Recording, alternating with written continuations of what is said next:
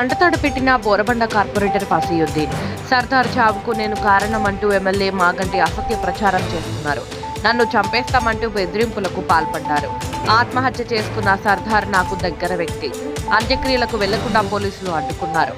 MLA Maganti శవ రాజకీయాలు చేశారు. ఫసీయుద్దీన్ పోలీస్ కమిషనర్ కు ఫిర్యాదు తప్పు చేస్తే తప్పకుండా నా మీద తీసుకుంటాయి.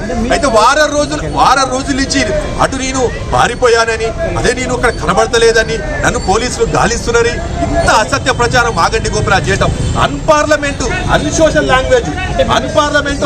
లాంగ్వేజ్. చూడండి, ఇప్పుడు ఒక ఎమ్మెల్యే అయి ఉండి ఒక ఎమ్మెల్యే నా ప్రాణానికి క్లియర్ గా గతంలో కూడా కారణం క్లియర్ గా నేను ఇక్కడే ఉన్నాను చెప్తున్నాను. నిన్న దర్గాకు పోయి నిన్న నాంపల్లి దర్గాలో ఉరుసులో నేను అక్కడ ఉండిపోతేనే అప్పుడే ఆడ పోమని దాడి చేయమని చూడండి క్లియర్ కనబడుతుంది. క్లియర్ గా పోలీస్ శాఖ మొత్తం తెలియస్తూనే ఉన్నా. చూడండి, కార్ రెడ్ కలర్ థాలో తిరుగుతుంటూ ఆయన పట్టుకోమని చెప్పడం, ఇది ఒక అడ్వకేట్ ఏమో ప్రేరేపించటం. ఇంకోటి చూడండి, నాంపల్లి దర్గా యూసుఫేన్ ఉన్నాడు, దాడి చేయమని చెప్పటం.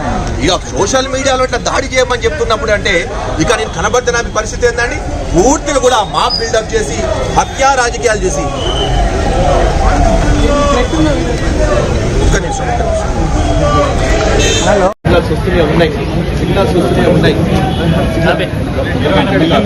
డబ్బులు అడిగారు అనేటువంటి క్లియర్ చెప్తున్నా. వాళ్ళ భార్య ఎక్కడ ఆరోపణ చేయలేదు, వాళ్ళ తమ్ముడు చెప్పారు. బిల్డింగ్ అనేది క్లియర్ గా జిహెచ్ఎంసీ రూల్ ప్రకారం చేసుకుంటూ పోయింది. ఏదో ఒక సృష్టించి అప్పుడు దాకా మీరు నీలిం హాస్పిటల్ సీసీ కెమెరా చూసి అర్థమవుతుంది. అప్పుడు దాకా బాడీని తీసుకెళ్లిపోదాం అనగానే ఈ రౌడీ షీటర్లంతా జమ అయి పోలీస్ కంప్లైంట్ కాదు. అయితే అప్పుడు దాకా బాడీ తీసుకోపోవడానికి సిద్ధమయ్యి వెంటనే ఈ రౌడీ షీటర్ల అన్సోషల్ ఎలిమెంట్ మాగంటి గోపినాథ్ అక్కడ వాళ్ళ అంచెలను పంపించి దీన్ని బాబా వల్లే చనిపోయాడు, దాని వల్ల ఆత్మహత్య చేసుకోవడం క్రియేట్ చేయడం జరిగింది. క్లియర్ గా పోలీస్ శాఖ దీని మీద పూర్తి నివేదిక పూర్తిగా సుదీర్ఘ ఇక్కడ విచారణ జరిపించి ఆ రోజు గోపినాథ్ సర్దార్ చనిపోయిన సమయంలో నుంచి చివరి వరకు గోపినాథ్ ఏ రౌడీ షీటర్లకు ఫోన్ చేశాడు, ఏ అన్సోషల్ ఎలిమెంట్ ఫోన్ చేశాడు, ఒక క్రియేట్ చేయడంలో మాగంటి గోపినాథ్ ఒక కీలక పాత్ర. చివరకు శవ రాజకీయాలు చేసే ఒకే టీఆర్ఎస్ శవ రాజకీయాలు చేయడం వాళ్ళకు వెనుతో పెట్టిన విద్య. కానీ ఈ రోజు చివరకు నా తమ్ముడు సర్దార్ చనిపోతే దాన్ని కూడా శివరాజకీయ బాధాకర విషయం. అయితే ఈ రోజు రాష్ట్ర డీజీపీ, తెలంగాణ డీజీపీ గారికి, అదేవిధంగా ఇంటెలిజెన్స్ ఐజీ గారికి, హైదరాబాద్ కమిషనర్ పోలీస్ గారికి, అదేవిధంగా డీజీపీ వెస్ట్ జోన్ గారికి నాకు నా కుటుంబానికి ప్రాణహాని ఉంది. ముఖ్యంగా నన్ను హత్య చేసే ప్రయత్నం కుట్రలు జరుగుతున్నాయి.